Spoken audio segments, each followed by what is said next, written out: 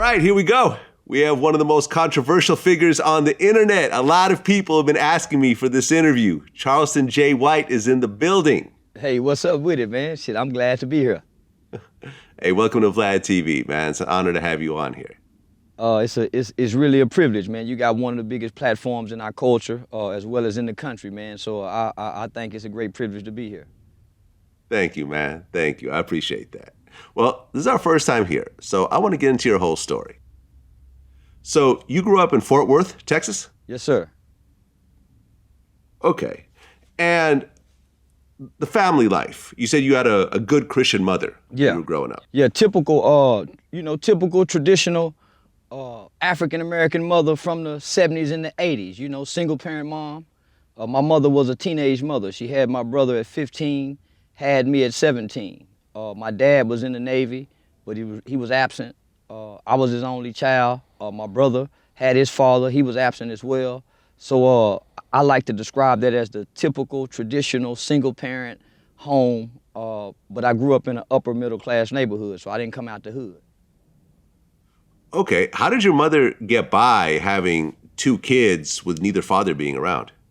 Man, she landed a job working at General Motors in the early 80s, early 80s. And so I vividly remember our lives kind of changing from rags to riches, kind of like seemingly overnight. So, and she was a hard-working woman. There you go. There you go. That's the type of story I like to hear. Yes, sir. Okay, now your brother, you had mentioned, was actually getting into trouble early on. Yes, sir. Yeah, he was a damn fool. Man, I remember I was probably about 7 to 8 years old, and my brother was 10, and we was upstairs watching television, and he looked at me, and he said, when I grow up, I'm gonna kill somebody. And it shocked the shit out of me. I looked at that nigga and ran downstairs and told my mother, Mama, Kevin say when he grow up, he gonna kill somebody. She's, boy, come here, bring your ass here. So she spanked him rather than trying to see where that come from, right? My brother was an angry kid from the lack of father involvement. He seemed to be just angry. We didn't grow up in an abusive home. We had all the nice things, so we didn't, I don't know where the anger came from, but in hindsight, man, just not having your daddy around and have you mad in the motherfucker as a little boy. And so he was one of those kids. And sadly, when he grew up, he killed somebody.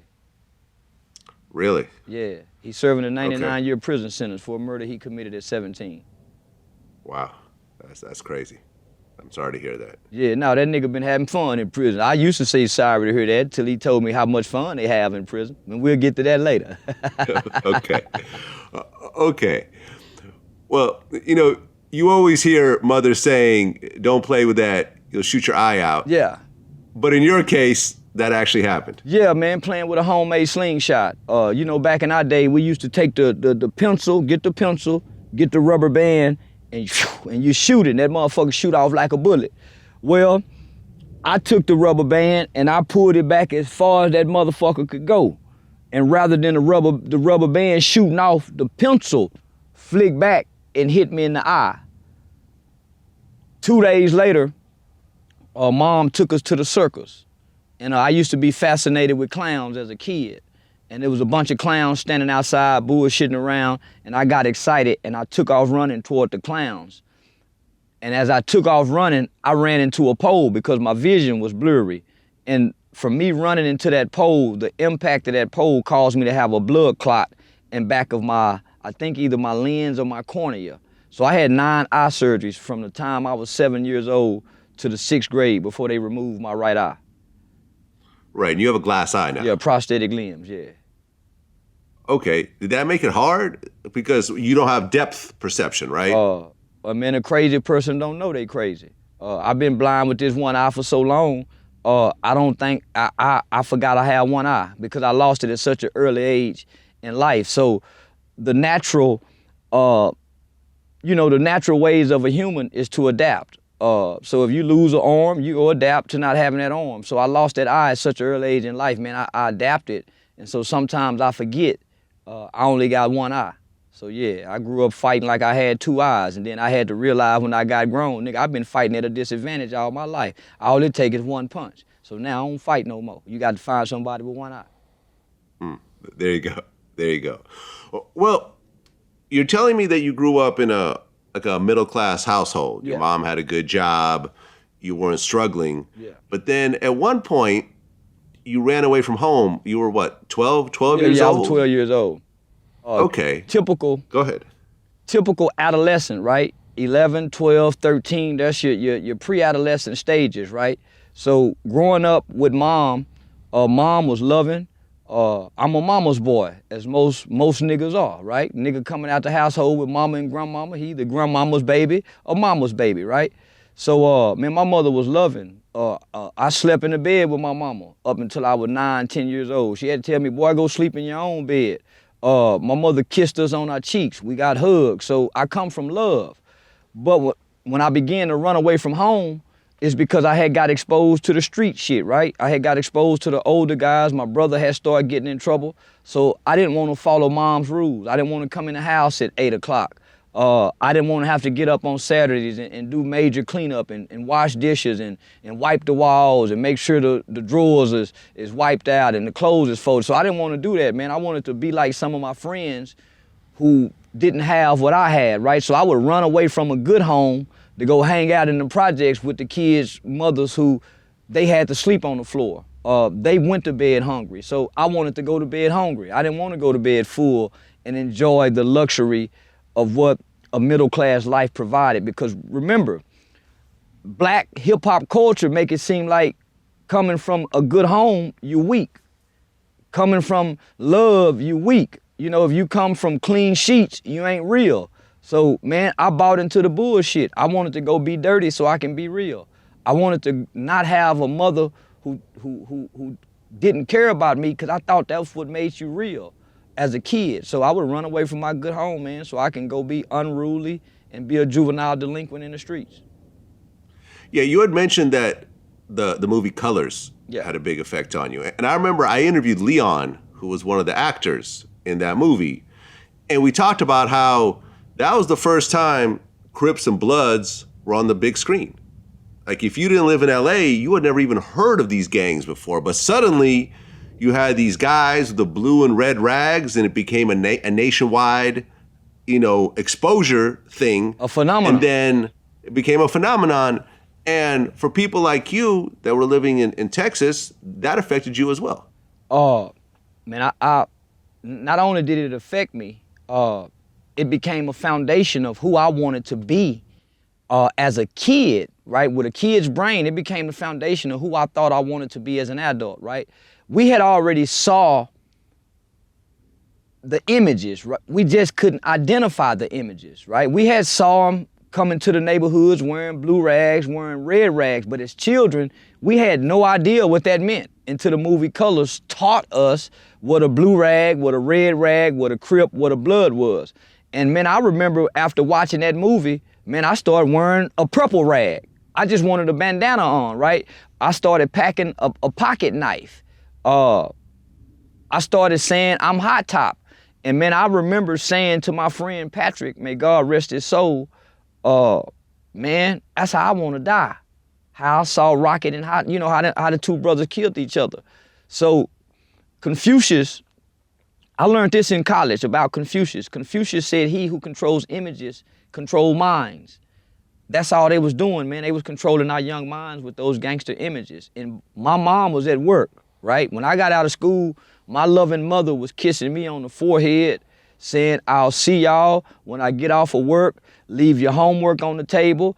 Dinner is on the stove. Make sure you take a bath. So she gave us some instructions. But when she left the house, we had no parental supervision. So we was free to do whatever we wanted to do, as well as be influenced by all the things that not just our community, but our culture had to offer us, man. And at that time, we had gangsterism, and it was being introduced to a new generation of people, black children, and we took on that image. Okay, well then in 1991, you ran away from home and then you and a couple of your friends went on a crime spree. Yes, sir. Yeah, I went on a crime spree, man. My mother had just gotten pregnant with my sister, so she was a few months pregnant with my sister. So I was dealing with the emotional and psychological effects of not being the baby no more. So now I got a new baby coming. My brother was already in and out of the Texas Youth Commission. My grandmother was discovered. We already knew she was on drugs, but she had took a decline. She was addicted to heroin. My Aunt B was on crack, and so my mother was trying to help my grandmother, who was coming over stealing. She was trying to help my Aunt B, who had 5 kids that was about to go into the. So my mom was the backbone of the family. So while she's trying to help everybody, then she's dealing with my brother, who's in trouble as a juvenile delinquent. So I get to fly under the radar. So man, September 16th, I ran away from home. And I went on a crime spree. September 18th, that crime spree led to a guy by the name of Michael Levy losing his life. I came up with a plan. Man, we go to the mall, steal some starter jackets. At that time, the starter athletic jackets was the shit. My whole concept for wanting to steal these jackets, it was a teenage club that we all went to every Friday and Saturday called Tingles out in Grand Prairie. So man, I just wanted to steal some jackets so I can have me a starter jacket to wear at Tingles. All I had to do was go home, man, and ask my mama to buy me one. Do good in school, and I could have got anything I asked for. So I went and got my buddy DJ.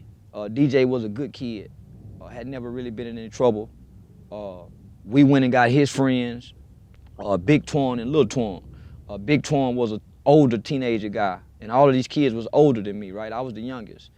But I was the brains out of the bunch. I always had leadership skills and qualities. And so we went to the Farm 303 Mall. We went to Foot Locker. Tony Dorsett, a legendary running back for the Dallas Cowboys, Tony Dorsett had a club at this mall. So when we go inside the Foot Locker, there was this black dude that looked like he could run fast. So we went and played video game. We said we'll do it later. So we come back later on that day, come back, and it was a white guy working in there. So we went in there, tried on hats, tried on jackets, and ran out. And in the process of us running out, there was a white guy by the name of Michael Levy in the parking lot working on his car. Unbeknownst to us, Mr. Levy had just got married 3 days prior to that incident. And so he saw what was happening, saw us running out, and tried to thwart us, tried to stop us from stealing those jackets. He ran, jumped on top of the car, started hitting the windshield with some tool that he was working on his car with. Glass was shattering in my friend's face. I handed him the gun and instructed him to shoot Mr. Levy. He shot Mr. Levy. We drove away laughing. I made everybody laugh, you know, being the comical guy that I am. Not really having a full understanding and concept what we had just done, right? We didn't know he was dying. We didn't know he had died. Undeveloped brains. So we leave there, we abandon the car across the street from the mall, walk across the street, go over to some older teenager guy's house. They give us a ride to a dope fiend who we was going to go trick with, and that's where we got caught. I remember being arrested, man, and the police officer, because I was already been in trouble with the police before. I was out on a year of probation for shooting at some white people at a Pizza Inn for calling me a nigger.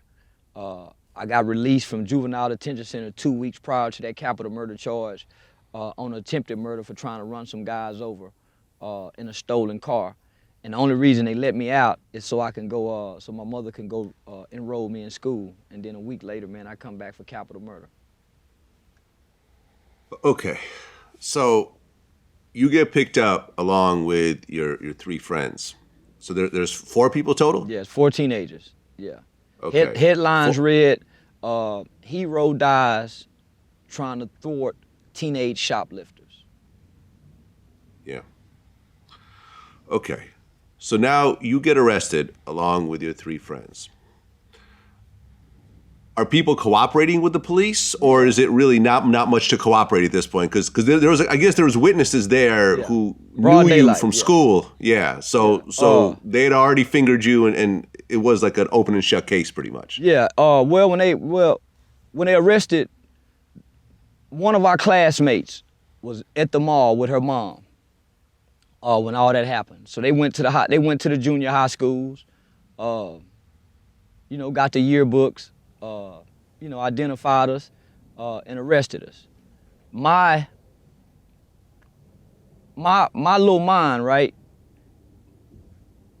My little mind come up with this plan, right? I'm the planner, I'm the strategizer. So after we commit this murder, my 14-year-old brain says, hey, call the police and report your car stolen. So this is what I tell my buddy, call the police and report your car stolen.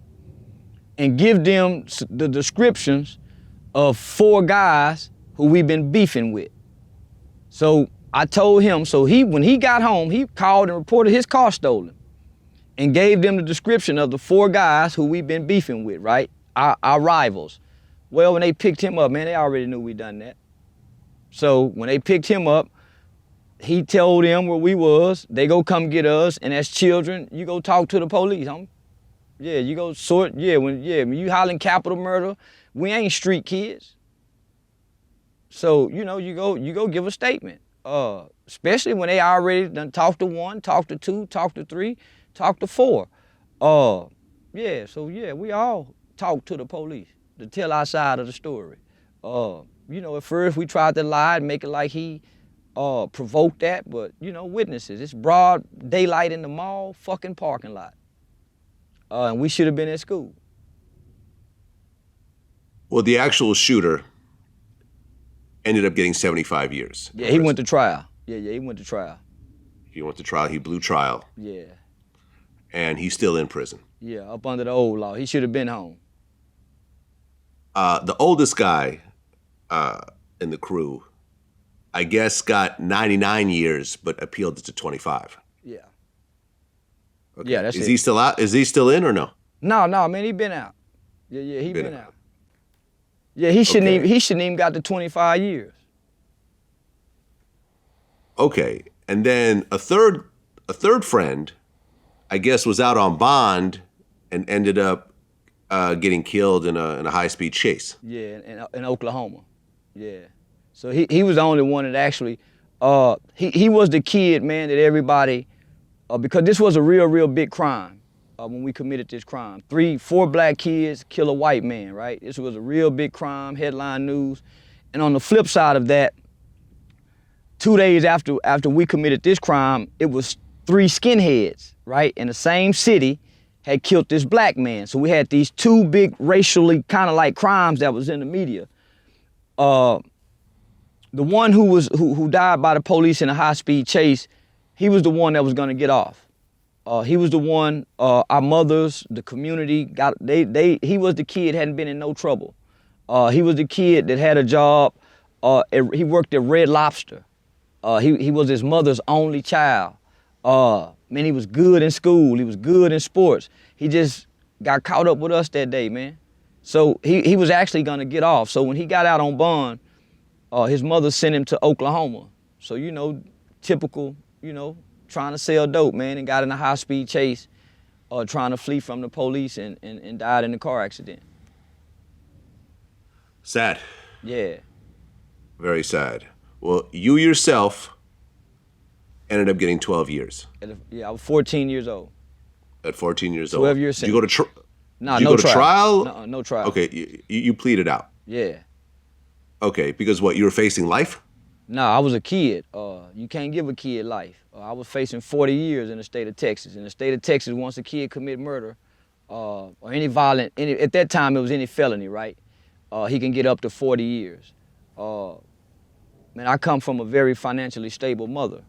So my mother hired this attorney by the name of Carl Mallory and a guy by the name of Louis Stearns. Louis Stearns went on to become Judge Louis Stearns. Carl Mallory is probably one of the best high-profile, one of the best lawyers in Tarrant County in the Dallas-Fort Worth area. So my mother it was a big case, homie. You talking about 1991, we're first generation of children to begin to get locked up for murder. So this is, kids killing was unheard of, right? I'm one of the first kids in Fort Worth, Texas to be tried and adjudicated and sentenced for murder. So this is the black community saying, man, they killed the white man. And then you got the white kids who killed a black man, but we getting all the press. We getting all the publicity. So this was one of those historical cases, man, where the black community came out. So no, man, my mother and them put everything on the line. And what I learned from getting in trouble is that the courts look at your mother. They look at your family. They look at who's out there. So that played a big part, man, that community support. So it's less likely that I was gonna get 40 years regardless because of the community support. And then I was an articulate kid. I was a small frame kid that can get in front of the judge, and I had charisma, I was cunning, and I was mischievous, but I knew how to get in there and say, yes, sir, no, ma'am, and play into the factor. I remember telling my mother when they was explaining the process to me about how this was gonna go, that I can possibly get up to 40 years, that I would stay in the juvenile system till my 18th birthday. 30 days prior to my 18th birthday, I would come back before the judge, and the judge would make a decision to either transfer you into the adult prison system, recommit you back into the custody of the Texas Youth Commission, or parole you home and you remain on parole until your 21st birthday. So those were the three options. And man, as a 14-year-old kid, I'm in the 8th grade. I had just flunked the 8th grade. My mind can't jump to graduation. So you telling me I gotta stay here to graduation? In my mind, I couldn't fathom that shit. That seemed like a lifetime. And I told my mother, man, mama, I can do 2 years, but I can't do 4. She said, well, shit, son, if they give it to you, you don't have no choice. What you gonna do, kill yourself? So I couldn't process 12 years, let alone 4 years. Yeah, yeah. I mean, as a 12-year-old, well, I guess you were 14 at the time that you were convicted. Yeah, I mean, that's essentially your whole life. Yeah. Hey, that's what it seems like. Yeah. Well, and then how many years later does your brother get convicted of murder? He came 6 months after I did. So I left in 91. He catch his murder like April of 92. So my mother had 2 sons. So she was having to wake up every day, man, and go to that General Motors plant. And both of our crimes was in the newspaper. So she had to walk with that public shame. This woman got 2 sons for 2 different high-profile murders. They offered my brother 25 years. They offered him 25 years. He turned it down. And he took it to trial. And he got 99 years. When they gave him the 99 years, he jumped up and flipped the table over and hollered, you can take the nigga out the hood, but you can't take the hood out the nigga. Fuck he talking about? We ain't come from no hood. That nigga just hollering some shit. So yeah, he knock over the table. The bailiffs run over there to try to restrain him, and he grabbed a bailiff gun. They wrestled the gun out his hand. They bring his ass back 2 more years and gave him 15 on type of that 99. You do the math. At 17 years old. I mean, I guess when you're getting 99 years, you could tack on whatever you want to that. It really doesn't matter. You might as well flip the table over and grab a gun. But he'll be home this year, man. He been gone 30 years. He's gonna be home? He'll be home this year. He's up under the old law. He's under that old Texas law where you do 1/4 of that 99. So all he had to do was 15 years. But when you go in so young with that damn fool mentality, it become more about survival than it does rehabilitation. No, I feel you. I feel you.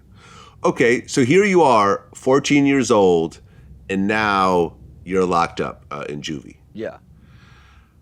And in the beginning, you had a reputation for just terrible behavior. Yeah, man, I was groomed for it. I had uncles, my mom's cousins. I was told all the bravado prison stories. Every man I ever knew to go into prison, they ain't never came back and told me nothing bad about prison. They made it sound fun, they made it sound exciting, and they made it sound like it was a rite of passage. So I grew up believing that going to prison and going to jail is how you became a man. So when I got there, I already knew to develop a walk. I already knew to have a look. So I was somewhat groomed to go do time. I wanted to go. Shit, I just didn't want to go that long, but I wanted to go. Shit, I just didn't want to go for that goddamn long. So when I got there, man, I was ready to be there. Yeah, I was ready to be a man. So when I got there, it wasn't about trying to work the programs. For one, I still needed a father. For one, I still needed my brother.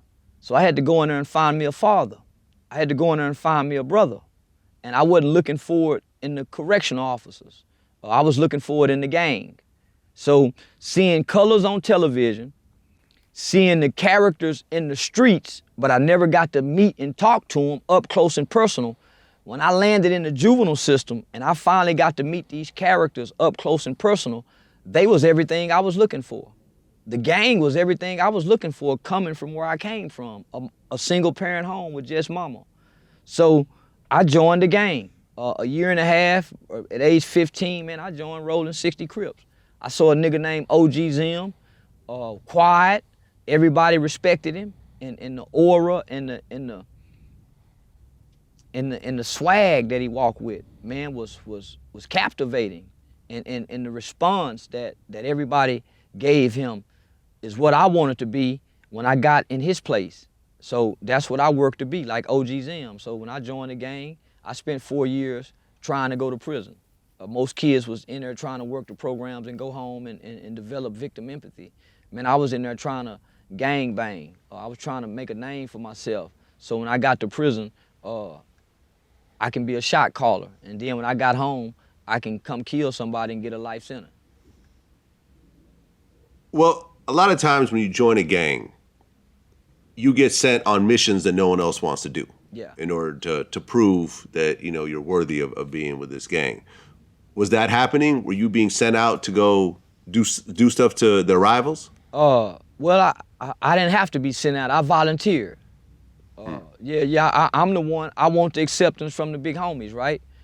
For one, I'm insecure. I got one eye.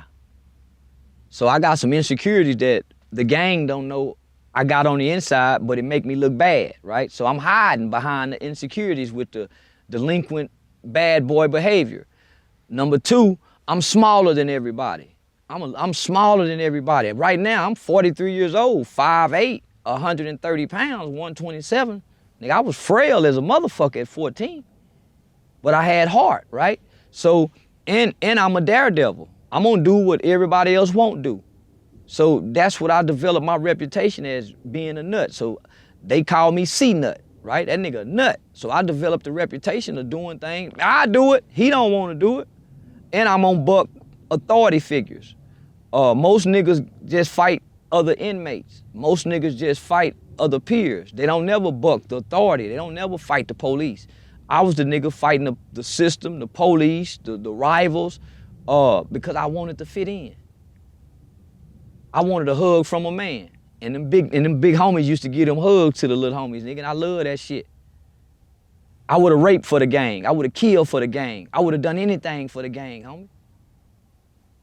I mean, were you seeing rapes during this time? Yeah, they were raping other inmates. You know, white boy coming in there, you know, white boy keep a target on his ass in jail, especially if he trying to be with the niggas.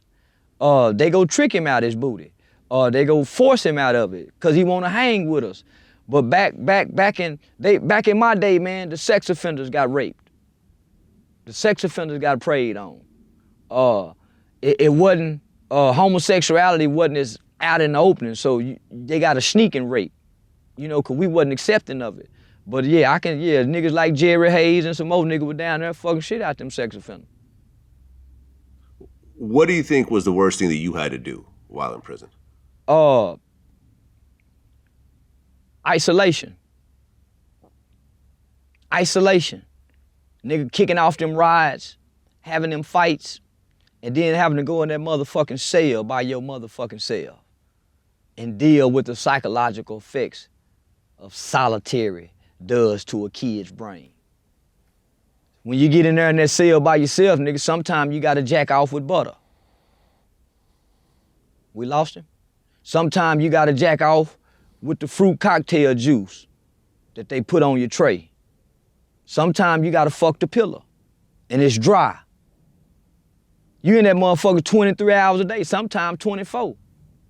Some days they don't, some days if you been acting how I've been acting, kicking and beating on them doors, they gonna say you refuse your food, nigga, so you gotta eat the motherfucking toilet paper with toothpaste on it to put something in your belly. Them was the worst days, man. The rest of that shit was kind of fun because I was groomed to believe this was part of being a black boy. So, you know what I'm saying? So, nigga, you come in here and you don't be a weak one. So I had to convince my little undeveloped, we had fun in there, man. Man, it was fun sometimes. Because we were still children in a children's environment. We wasn't in a prison environment. We got up and we went to school. It was a co-ed facility. We had girls in there. Some niggas could go off campus and work, get a job off campus. So I was in a nurturing environment. We was just delinquent children. Well, as you're telling these stories, and as bad as they sound, you actually said that the Texas jail system actually saved your life. Man, if I had to go back and do it again, my nigga, I'd do it again. But this time, I wouldn't gangbang. That's how much I got out of that. That's how much I got out of that motherfucking Texas Youth Commission, getting state home and school that housed Texas' most violent youthful offenders. And getting state home and school, that facility have had some of the children who have the worst crimes in the history in the state of Texas. And I can honestly say that that place gave us everything that we needed. It gave us all the skills. It gave us all the tools that we needed to come out here in life and be successful. What you see now today is a product of that juvenile system. Me making it to college and being a pre-law student, me creating my own youth organization and programs, that's a product of that juvenile system saving my life. Well, you actually had a group of people in that prison system that actually believed in you and actually saw potential in you. So when it got to your 18th birthday, I guess the courts wanted you to go to adult prison, but a group of people in the juvenile system spoke on your behalf. Yeah, the state of Texas recommendation was for me to be transferred to the adult prison system on my 18th birthday. I was considered the worst of the worst. I had convinced these motherfuckers that I was this Crip motherfucker. I put on the show down there. That's all I can say. Man, I convinced the state of Texas that I was one of the worst children that they had ever seen that come through their juvenile system. It was documented that if they had released me on my 18th birthday, I would have committed another murder. I'm making these bold claims to the psychiatrists, to the psychologists. I'm hollering Crip for life. I done told my mama Crip for life, but my mother would always say, son, God got the final say so. Man, mama, these white folks say I'm going to prison. So for 3 years straight, man, that's all I heard, man, you going to prison. So when it was finally time for me to go to court, man, to my transfer hearing, the state had a strong recommendation. I earned that recommendation and I should have went to prison. But there was 4 individuals who worked on my dorm. We called them house parents back then. Today they're called juvenile correction officers. I was taught, man, I was raised not to trust white people. Man, I was taught that. Man, all of my crimes prior to me joining the gang have always been predicated toward white people. I thought you rob white people. I thought, man, this is what we do. You snatch a white woman's purse. You don't snatch it. So this, you break in your white friends' houses. So this is what I thought. I grew up believing this, right? So I set out to be a racist kid, right? We fought Mexicans, we fought Asians, and we fought white folks. So when I get the gang shit, I still have the beliefs that I was taught from family. Man, you don't trust these white people. But through my experiences through the juvenile system, I had a white probation officer, Kelly Willis. I had a white judge, Judge Gene Boyd, Judge Scott Moore. I had a white attorney, Carl Mallory. So I'm still got the notion, man, you don't trust these white folks. They work for the system. Well, these 2 white women, Miss Pumple, Belinda Jean Pumple, she looked racist. Donna DeRocha was a little short lady. She was my caseworker, so she overseed my file. I didn't trust white people, but these 2 white people put their jobs on the line to come back and testify on my behalf. I resented black men because I grew up without a father. A black man couldn't tell me shit. A black boy could, a black woman could, but a black man can't tell me a motherfucking thing. I ain't grew up without no man telling me shit. So here it is, I got 2 white women, something that I was taught not to trust. Now I got 2 black men, Mr. Nelson and Mr. Mathis. So I got these 4 workers that work for the state. Now the state is saying, hey, this kid needs to go to prison. He's one of our worst. They went against their employer, so they put their jobs on the line. Then they had to travel 4 hours back from Giddings to Fort Worth, Texas. To make sure that they came, my lawyer subpoenaed them when he found out that they wanted to come, to put protection around their jobs. Now, I'm 17 going on 18, so of course my brain maturity, right? So I'm kind of developing brain maturity. So I'm looking and saying, man, why these 2 white women doing this for me? Now I'm starting to question shit that I've been taught, right? Man, why these white people doing this for me? And I'm telling them, I'm throwing up all this gang. I'm telling these motherfuckers what I'm gonna do. Then I resent black men. Why they doing this? I don't trust these white women, and I resent these 2 motherfuckers. Man, why they put they, man, so as I'm sitting, listening to them talk about why I shouldn't go to prison, man, the only thing they have to say is this kid got potential, Your Honor. They ain't got shit else good. I ain't done nothing positive. I got my GED. I completed a 9-month chemical dependency treatment program on Dorm 8. And the only 2 things that I had done. I had spent 9 months in segregated lockdown in the GRU program. I was a gang leader. I was kicking off riots. So they had every reason to send me to prison. But here it is. Somebody is believing in me when I didn't believe in a motherfucking thing. I even stopped believing in mama's God. Here it is, I got these motherfuckers caring about me when at this point I don't care about nothing but the set. The judge, Judge Jean Boyd, in her defense, she should have sent me to prison, but she was able to see in me what those people was describing. Your Honor, if we had more time to work with this young man, we think he could make a difference. So rather than her sending me to prison, she looked at my mother and asked my mother, Miss White, are you asking for your son to be released? And my mother said no. Man, I looked at mama. Man, what? Mama know best. Mama said no. So they recommitted me, man, back into the custody of the Texas Youth Commission, where I stayed another 3 years. And let me just say this. I got an opportunity to face my victim's family. And they wrote me a letter. And they say, we forgive you. We forgive y'all. So to be forgiven, right? Something happened that day in that courtroom that I can't explain. I just know something changed on the inside of me for what those 4 people done and what that family had said to me, right? Something changed inside of me. So I couldn't go back and be the C-nut no more, because something really changed inside of me. For one, I wasn't no bad kid, no way. I was just in pain. And so what I realized is that there's no such thing as a bad kid.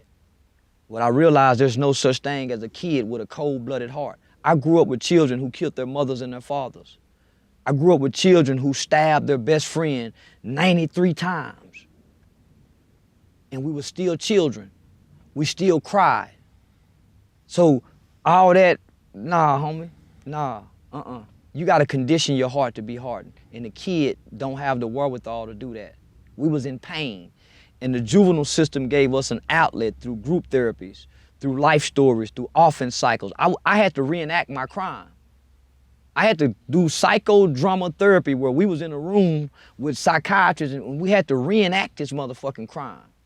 So you can tap into what empathy is. Not only do you reenact the crime, you gotta play the part of your victim. And when they cut them lights off and you down there playing the part of your victim so you can try to feel what it's like to be victimized, say, homie, that's psychological shit, homie. And they knew what they was doing. They was really running this experiment program because remember, we're the first children in America, in Texas, to commit these violent crimes. And it was a wonderful program. And they gave us everything that we needed to come out here and be successful. So I'm the product of a good juvenile system. Okay. So, hold on a second, let me pull up my notes. Okay, September 1998, you get out after doing... right at 7 years. How many years? Right at 7 years. I went in September 91, got out September 98. You get out after doing 7 years in prison, a big chunk of your life. Yeah. And then 9 months later, you get caught with 10 pounds of marijuana and 2 guns in Oklahoma. Man, man. You go in at 14, you come out at 21. Boy, that's a big old gap of no life experiences, right? No life experiences. I don't know how to talk to girls. I didn't go to high school. I don't know nothing about prom. Man, I don't know how to put on a rubber. I don't know how to ride the bus. If you tell me go north on such and such street, I literally didn't know which way was north, south, east, and west as a 21-year-old standing somewhere, right? They had just started the 2-story McDonald's. The PlayStation McDonald's was bigger than what they wasn't outside. So man, I'm lost, right? 9 months after getting out, I was on my way to go enroll at the University of Arkansas in Fayetteville, Arkansas. Man, I was going to go college. I had a younger cousin, Stephen White, God rest his soul. He was the president of the Black Student Association, and he wanted to be the weed man on campus. And so I joined in with him and wanting to be the weed man. I didn't know how much a pound of weed weighed. I didn't know how much an ounce was. I just know they say a pound of weed costs $4.75 in Texas, and if you take it up to Arkansas, you can get $1,000 for it. So that's all I knew. And so this is my little cousin. He was already in college as a political science major. And so I would just go up there, live with him, and enroll in college. I got the paperwork started, and we came down and scored us 10 pounds of weed to go up there and try to hustle. And jumped into another nigga's federal investigation. Some niggas that had this CD shit called That Sounds Good. So we go over there and get 10 pounds of weed from them niggas, put it in the black trash bag. We in the rental car, and we just throw it in the back. Don't try to hide it or nothing, just throw it in the back. He got to take exams the next morning, so rather than us waiting and drive during the daytime, we driving in the middle of the night, rolling weed. When the police, and so I've never drove before. This time I want to play big cousin. Man, I'm gonna drive, you don't need to drive. As soon as we crossed state lines, the police was waiting on us in Atoka, Oklahoma, 10 pounds and 2 firearms. I took it to trial, had a mistrial. All I know is, man, you fight. So I had a mistrial, and I remember the prosecutor asking the arresting officer, so where was they going? And he said, they was taking this marijuana to Arkansas to sell it because they had Arkansas memorabilia. Well, during my 7 years in the juvenile system, I learned one of the best things you can do as a person in trouble with the law is to remain silent. Don't give any statements. So when we was pulled over, I told everybody don't say nothing, just hand your IDs. And when we went to trial and the prosecutor asked the arresting officer where was they going, and he said we was going to Arkansas, my lawyer, Doug Elliott, jumped up and said, I object, Your Honor, such and such, such and such, such and such. And to this day, I don't know what the fuck he said. And I just know that motherfucking old white judge with that Hawaiian shirt on, he had a Hawaiian shirt, and the motherfucker looked drunk. And he told my lawyer to go find it in the law books. And so we went to recess, and my lawyer came back and he found whatever he found, and we had a mistrial. So they dropped the gun charges, and they offered me 6 months prison boot camp in Oklahoma in a program that was called RED, a Regimented Inmate Discipline Program. So I had just come home after doing 7 years, and I had to go do 6 months. And man, that 6 months was worse than those 7 years, because this is boot camp. This is in your face, say motherfucker, with the hat right here, a hat right here, a hat right here, and they whooping your ass with PT exercises. Yeah, that was torture. But it built something in me that I hadn't had before then. It gave me a drive. It gave me a commitment that I had never discovered in myself as a 21-year-old. And let me just say how it was so easy for me to get caught up in the drug selling when I came home in 1998. Because that's what the culture was doing. When I came home in 1998, Master P had just dropped an album called Ghetto Dope. Ghetto Dope. Me crack like this. And it taught you how to cook crack from step 1 to step 10. So when I came home after being gone from 91 to 98, and I come back and I look into the black community, everybody's selling dope. The dope man image is what the girls want, is what the preachers like. Everybody like the dope man image. So everybody's selling dope, they rapping about it. So man, I just get in line with the culture. I get in line with the culture because the culture almost made it like it was logical to sell dope over working because the rewards were so great, right? So many black children of our culture followed that bullshit, nigga, hustling, selling dope. Me crack like this. So we went from that to trapping to now drilling and killing. So the culture reshaped me after all the good that TYC had done. My culture reshaped me in the pimping and the drug dealing. I went back to robbing, nigga snatching purses, all that shit, nigga, because that's what the culture was doing. Well, you do the 6 months in boot camp, and they also give you 5 years probation. Yeah. 5 years deferred. Make sure you say deferred adjudicated probation. Deferred probation. And it seems like at that point, that's when you actually turned your life around, once you got out. I spent all of my 20s submerged in the criminal elements of society, trying to find an identity. Man, when I got out of TYC, my life was turned around. When I came home at 21 after doing those 7 years, all of my childhood issues have been resolved. I've been getting the world's best therapy and counseling for the last 7 years.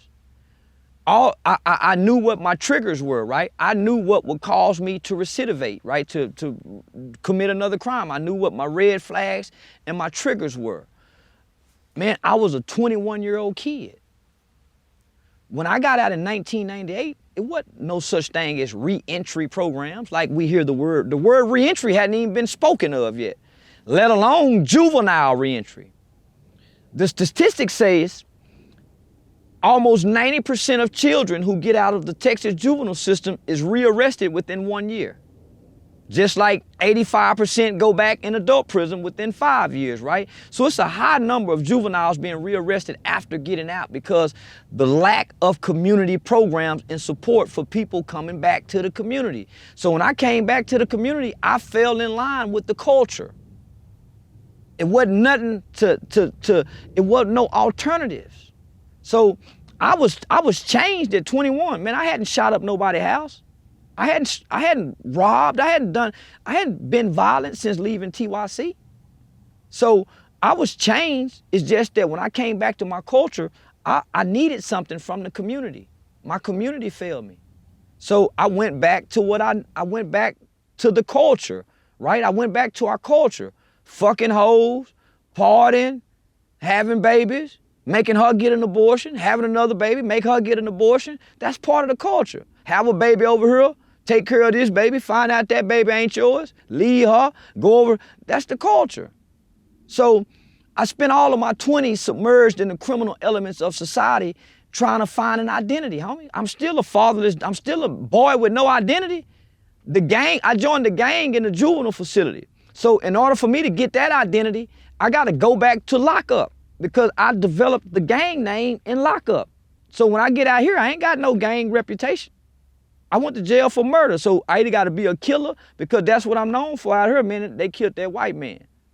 So as I'm trying to find an identity, I hang with these niggas, they sell crack, so guess what? I'm gonna sell crack. I might fall out with these niggas, go over here with my other niggas, they sell weed. So I'm gonna sell weed. Get with these other niggas, they rob. So I robbed a little bit. Get with these other niggas, they home invade. So I home invade a little bit. Cut into my pimp partners and get some new game. Well, shit, man, this pimping sound way better. So shit, I go with the pimping. I needed an identity, right? So it wasn't until I started having children at around age 25, 26, I got an identity, man. I'm somebody's daddy. And so I wanted to give my son something that I never had. And man, I don't know a motherfucking thing about being a good father or a bad father. I don't know shit about no father. I don't know shit about being no man. So I ain't never tried to be no man. All I wanted to be was a nigga, a street nigga or a real nigga, or a stomped down motherfucking pimp. So now I got this little boy, and I want to give this boy something that I ain't never had.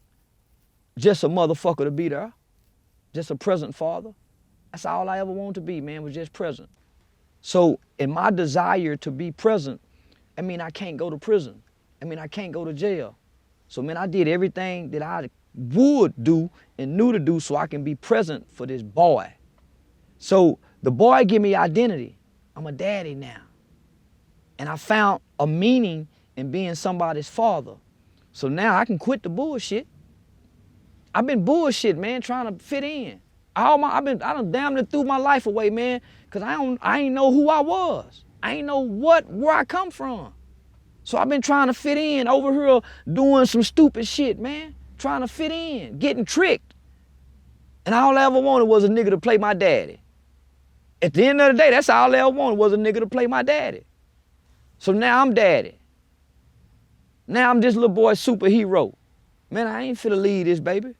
So man, when I had that little boy, man, I did everything I knew to do to get out them streets. Until I heard a nigga tell me, say, man, you know they'll pay you to go to college. And he had been in college. And he was talking about how his financial aid check sometime be $8,000 and $10,000. For real? So I went to college looking for an $8,000 to $10,000 check, only to enroll in the second 8-week semesters to get a $700 check. Man, they said you get some money. So I had to do the research on how to get the subsidized loans and unsubsidized loans and your scholarship money. So I started writing papers about the streets. I started writing in college that I got locked up for murder. And man, I started winning scholarships. And then somebody in college did what the juvenile workers did. They identified some potential. Hey man, you should be a journalist. Hey man, you should do this. So now I'm smart enough to know from being in juvenile that when somebody see my potential and they cannot tell me it, so I started paying attention to the potential that others said that I had. And so when I realized that I had some academic talents, shit, man, that's when my life changed in college. College was my way out the streets, my nigga. I knew making money in the streets that I was gonna need a big lump sum of money to make that transition. And the financial aid from that $8,000 to $10,000 that I was getting every semester. So I would take the financial aid check and go pay my rent up. Then I'd take it and get me a pound of weed, sell me a pound of weed at school. And so that's what I did, man. Goddamn me to get through college. And so then I had another baby. And when I had that other baby, I was on my way to law school, man. I had signed up at Texas Western University as a pre-law student. Yeah, man. It's a great story of turnaround and redemption. Not a lot of people get the chance that you got. And you had a quote where you said, I've always heard juvenile justice advocates say, if I could just reach one kid, then I've done my job. And you were that one kid. Job well done. And by them reaching me, man, I was able to go back. My organization has 50 other men and women who all committed murders when they was children. So right now, I can show up at any high school. It's 52 weeks in a year, and I can bring a killer before a crowd of kids and I can tell them everything they want to hear. And I tell them everything they want to hear so I can tell them motherfuckers everything they need to hear. This is what redemption look like, man. Not the internet persona, this is what redemption really looks like, right? Because I wanted to kill. I wanted to be gangster. I wanted to take your daughter's pussy. If she came over here to fuck my homeboy, she go fuck all of us. We thought that was the culture, right? Nigga, you run a train on the bitch. So nigga, we were raping too. We were getting them drunk, sneaking shit, man, we were raping too, but that was the culture, we thought, right? So now we all grew up, and I got 50 other individuals who all say the same thing I said. Man, that juvenile system saved our lives. The only difference is they was transferred to prison on their 18th birthdays, right? Some of them recommendation was to go home, unlike me, right? But they went on to serve 19, 20, 21, 22, 23, 24, 25, 26, 27, 28 years incarcerated for a crime that they committed at age 12, 13, and 14. So they come home 27 years later. It's a youth organization in a program where we met as children. Now we're adults living productive lives with pro-social values, loving fathers, pillars in our communities. And none of us have gone back to prison. So we defied the odds, right? Because they was able to save that one. I was that one, man. And so I reached back and I went and got all my niggas that done them murders as kids, and we met in the juvenile system, and we created programs. Now we go back inside the same facility that used to keep us locked up, and we teach these programs. Not only that, we go to state legislation and we testify before House committees and congressional hearings to get laws changed that affect children in our state. Well, you live in the Dallas-Fort Worth area. Yeah. And it's been kind of a mess. You goddamn recently. right. Yeah, hell yeah. It's been a mess. You know, I interviewed Yella Beezy after he got shot in his car. I interviewed Mo3 about a year and a half ago, and he talked about how he knew that there was money on his head, but he didn't want to use security because he didn't feel anyone was trying to chase him down, which is exactly what happened a year and a half later. Yeah. Someone waited outside of a house of a girl that he was hanging out with, chased him down in broad daylight. Yeah, he died with the gun in the stash spot. Oh yeah, I didn't know that part. Yeah. I didn't know that part, but you know, that was a very tragic day for me as someone who sat down with him for an hour and a half and, you know, got to listen to his life story, and I was a fan of his music. And then a few days later, Boosie goes out, you know, to the vigil, and then ends up getting shot in Oak Cliff, you know, in front of the mall. Yeah, Big T Bazaar, yeah. The Big T Bazaar. You know, I just interviewed Boosie a couple of weeks ago. He's still in a wheelchair. He had to have 2 operations. Possibly could have lost his leg because he's a diabetic. Possibly could have lost his life. Yeah. You know, not just the leg. You know, and still in a lot of pain, still going through it. You know, and you've made some comments about this, particularly about Mo3. Do you want to talk about that? Yeah, man. Out of all the most recent deaths that I've been able to, you know, see and observe via social media or the news, he has struck my soul.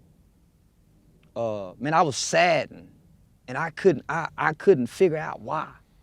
Man, I wanted to cry to see that boy laying down in the street like that, man. So I started going to really listen to his music. And once you listen to his music, man, you can hear the soul of him. You can feel the pain that he emerged from. You can hear the resentment in the tone. You know, it was some hate in him. It was some anger that he never got to resolve. That's what I said in the beginning, right? But then when I thought about a nigga chasing you down, chasing you down to kill you, and you running. Man, you got a conversation with God while you running. There's some shit going on in your head, the fear of death. You running from death and death catch you, so I know you and God talking about something. Man, I cried for him. But then I said, man, he got a chance to get it right. Some people won't get that opportunity to run from death. He got to run briefly, and God gave him some time. Man, that hurt. That hurt to see good talent lie in the streets like that, nigga, and then he was killed by his own kind. I know Yella Beezy daddy. I've made some remarks about Yella Beezy that, you know, that got up under some people's skin. not knowing who his daddy was. Well, his daddy, we come from the same cloth, right? So he reached out to some more homies and said, say, homie, man, the homie Nut don't even know that's my son. So when I find out who his dad is, I understand this shit a little differently now, right?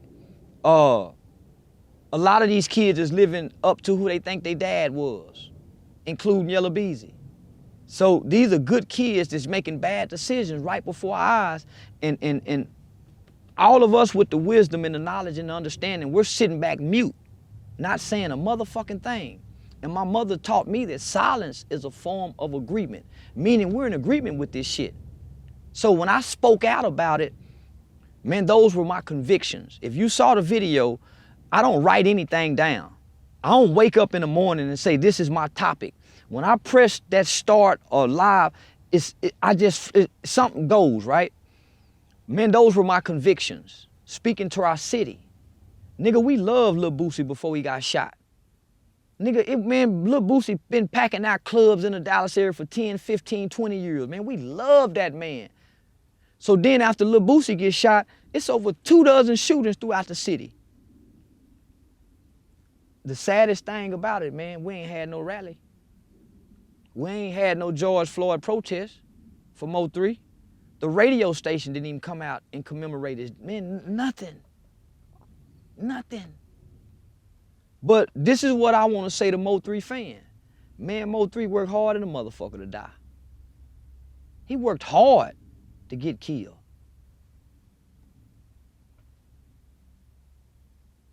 What do you mean by that? You heard the lyrics. You heard the lyrics. We know what's true and what's made up. I am the truth is what he said. So what he wrote about and sung about has some truth to it. Just like every other rapper, a motherfucker giving an interview, they bringing too much truth to this shit. It used to be a bunch of made up metaphors. Now, the lyrical content is actual real life actions. And you see the consequences of it. Yeah, sad, man. It was a sad couple of weeks because, right before that, King Von gets killed. We were literally in the process of scheduling him for an interview. Like FBG Durk, wasn't it? A little bit before that. FBG Durk got killed a few months before that. I'd interviewed him twice and had very deep conversations. I'm trying to convince him on camera to move out of Chicago, and he's trying to convince me why he's not going to move out of Chicago. And then he gets killed in Chicago. I interviewed FBG Durk's mother right after the murder happened. She lost 2 of her sons to gun violence. And like a 3-year-old daughter to like a house fire. Like she went through things that mothers shouldn't even comprehend. Yeah. It was a sad time in hip hop, man. And it was, Pop Smoke got killed a few months before that. Me and him had just been on the phone 2 days before talking about doing an interview next week. It was fucked up, and it was hitting close to home with me. These are people that I actually interacted with. Yeah. It's sad. Now you had actually made some comments about Nipsey Hussle as well. Yeah. I went to the funeral. Yeah. I'm not into Nipsey Hussle. I'm in the Aramis. See, we don't know Nipsey Hussle, right? We just listened to his lyrics. I had an opportunity to go to the funeral with the big homie Melvin Farmer. You had him on the show once before. Skull took me out to LA, man, took me under his wing, and so I connected with all the original Crips, Cappuccino, T. Manuel. So I went to the funeral with Raymond Washington's daughter, Ray Ray. And so, man, I understand that I'm on a journey. I'm not here to try to have fun and take pictures. So, man, I'm on a journey. And so I took notes at that funeral. Everybody who was in the arena stands was there for Nipsey. I sat behind the family. They was there for Aramis. When I heard Aramis' mother speak, she never said Nipsey.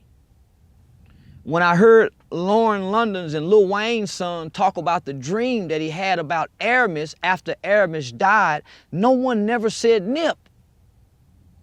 So while these people faking like they love Nipsey, the family is down there grieving and mourning Aramis. I said, man, fuck Nip. Nip didn't have the heart that Aramis had. Aramis is the one that built up Crenshaw Slauson Boulevard, not Nip. And what gave me that concept is I was talking to Raymond Washington's best friend, Big Psych, after the funeral. Now, Big Psych, you can't just go up to and start talking. He's one of them niggas in there, you can't know anybody, just walk up to him and start talking. So I sat amongst them people just listening. So he and I started talking, and he said he remembered when Nip was about 11 or 12 years old. And he said he came up to Big Psych and asked Big Psych, big homie, can I ask you a question? And he said, yeah. He said, why you gang bang, homie? This is what the younger Aramis is saying at 11 and 12. And Big Psych, them niggas every bit in their 60s. They with Raymond them. So he tell Nip, I was born to gang bang. And he said that young 11-year-old kid's reply was, when I grow up, big homie, I'm gonna take care of the hood. That's an 11-year-old kid with a concept of taking care of our community. That wasn't a Nipsey Hussle, that was a kid named Aramis. So I've been tricked by Eazy-E. I've been tricked by Ice Cube. Nigga, I thought them niggas was gangsters. I was heartbroken when I found out Ice Cube got knocked out one time and he wasn't no real man. Man, I was distraught when I found out Tupac never sold drugs. Man, I was distraught because I thought they was really what they rapped about.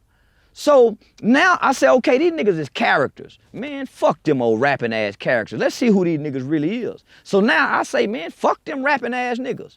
Let's see who they really is outside them characters. So I'm fuck the character. So now, man, I didn't get stuck on the characters anymore after that. So I walked away from Nipsey Hussle funeral, man, with my eyes open wide, looking for the men in these characters, the integrity of the men associated with these characters, right? So since Nipsey Hussle death, who have picked up the marathon banner? Who been building in their community like Nipsey? Everybody holler about the marathon continue, but they ain't done a motherfucking thing Nipsey Hussle done. Not one now motherfucker holler about, oh, I love Nip. You ain't done what he done. You ain't built shit in your community. So nah, homie, so don't come telling me about no rapping ass nigga. Tell me about the man and his character. Well, you had made some comments about Lil Durk as well. Yeah. You called him an agent of darkness. Well, nigga, if all your energy is dark, then what does that make you? If everything you saying is kill, murder, you a tool of darkness. You ain't got nothing to say, love your mama, hug your sister, care for your baby, and everything around you dies. If everything around you dying and nothing about you is positive, man, we can't look at him and say one good thing about what he says, what he rap about, his image, what he projects to children. Man, they won't even tell you you'll get a life sentence for murdering somebody. The rappers don't even tell you the consequences of killing a nigga. They don't even tell you about the dreams you can't control, the nightmares, the fear of burning in hell because of your religion. They don't tell you nothing, they just tell you go kill. And that's it. They won't tell you nothing about your due process. None of that.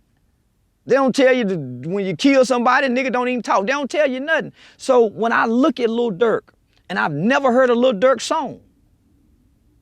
I've never heard a Lil Durk song, but everything surround that kid is darkness. Everything. So I'm sitting back looking from a spiritual standpoint of a man who grew up with people who murdered. I grew up with them. I slept with them. I played with them. We cried together. We fought one another. So I'm telling you, murderers don't act how y'all act. is some shit to killing, nigga. You're gonna go through some psychological effects. Spiritually, something gonna happen to you. And that's all I'm saying. And he's the agent that's being used by the dark forces to dangle him out with the King Von chain, the hats, and all the imagery. All the imagery. He who controls images controls minds. So Lil Durk image is a negative image of darkness. And I stand by that. Well, I've interviewed Durk before, a few times actually. And, you know, I remember a couple of his artists got killed leading up to the King Von situation. One of them, I believe, was his cousin. Another one was another artist that he signed. After King Von got killed, I was a little shocked that there was a song that he had with Von, and he had Von had a verse in there that said, "This that shit that gets you choking that got Tuka killed." To come up with that song right after Von getting killed was kind of shocking to me. Heartless. And I guess heartless. Just say it. It was heartless, homie. Distasteful. Yeah, I would agree with that. And, you know, I guess FBG Duck got dissed on his album as well. I know Duck's mother spoke out against that. You know, and I understand that this is where Durk comes from, and I know some of it was a response to certain people, you know, because I guess FBG Duck had dissed a bunch of Durk's dead homies and so forth. But at a certain point, when a person dies, you got to let certain things go. You know, I remember I had beef with this one kid in high school. We got into a really bad fight in high school, and I hated this kid for years. I found out he committed suicide some years later, and I remember one day thinking about, fuck this dude. Then I'm like, wait a minute, he's dead. What? How could I be saying fuck this dude when he's dead? He's gone. And to keep that type of energy towards dead people, I think that there's a level of, it's a darkness there, homie. That's a heart absent from God. That's a dark heart, right? And not only that, you know, they mothers can hear it. Man, nigga, I don't want to hurt your mama. I don't hate no nigga enough where I want to hurt his mama. But this is where we come from as black people. Even when we was gang banging, homie, during the gang banging days. You hear about somebody getting killed and you be mad, but I still used to see niggas get up and get saved. Niggas at the gangbangers' funeral, the gangbangers still get up and give their life to Christ because they really want something different. When your buddy dies, it's supposed to have some type of effect on you that you change something. You either go all the way gorilla and die for him, or you change. These motherfuckers ain't going all the way gorilla for somebody getting killed. Ain't no nigga breaking into jail to go get the nigga that killed King Von. Ain't no nigga intentionally going to jail so they can get the nigga that killed King Von. The young people are watching their friends die and they numb to it. It has no impact on them. Man, death is supposed to make you change. When your mama died, man, something's supposed to change about you. If your children die, something is supposed to change about you. If something died that you love, it's supposed to change something about you. We're not seeing any change in these young niggas. It's like it has no effect. And they hadn't grown up watching death. You can't make me believe all these young children grew up watching death. Now, they grew up playing video game with killing on it, but they ain't been growing up watching dead bodies die. So they're not desensitized to death. What we're dealing with a mental illness of a race of people. Not just a mental illness, we're dealing with substance abuse tacked on top of mental illness, which they describe it as a dual diagnosis, substance abuse problem and mental health problem. That's what's the fuck wrong with this shit, man. That's what's wrong. Well, last question before I let you go. Man, already, goddamn, hell no, you finna let me go so soon? Man, you gotta get me back on here, man. We having too much fun. And they want me to be mean to you, and you ain't done nothing for me to be mean about. Man, do something to make me cuss you out or something, goddamn, man, shit. Well, maybe about 2 weeks ago or so, we had actually reached out to you to do an interview. And you went on your YouTube channel and you announced it. And, you know, with the whole Vlad is the feds and don't do an interview and everything else like that started to pour in, and you actually responded to all those people. Yeah, they mad the motherfucker at me about you, man. I ain't bullshit. They done snatched my hood, pass, and every goddamn thing. I ain't bullshit. My partner took me to the strip club the other night with no woman to come sit on my lap or nothing. Nigga, I say I'm mad the motherfucker at VladTV. I ain't doing it. I said, nah, man, I fuck that shit. I'm doing it anyway. Fuck them people, man. I mean, what is your take on that? When people say VladTV's the feds, don't do interviews with Vlad, Vlad is the reason why this rapper or that rapper or whatever is in prison. And let me just go ahead and put this out there, because at one point we were trending on Twitter because they were saying I'm the reason Casanova's locked up. Vlad is nowhere in Casanova's paperwork. Man, listen. Point blank, period. Listen. Everybody, some of my best partners done called and told me, and I done cussed out niggas over you. I done had some of my best niggas call me and try to tell me what to say to you. And I'm saying this right here. Okay, if he the feds, where the paperwork at? That's number one. Number two, man, he ain't making nobody get on that motherfucking camera. Number three, he asked the question and they go to talking.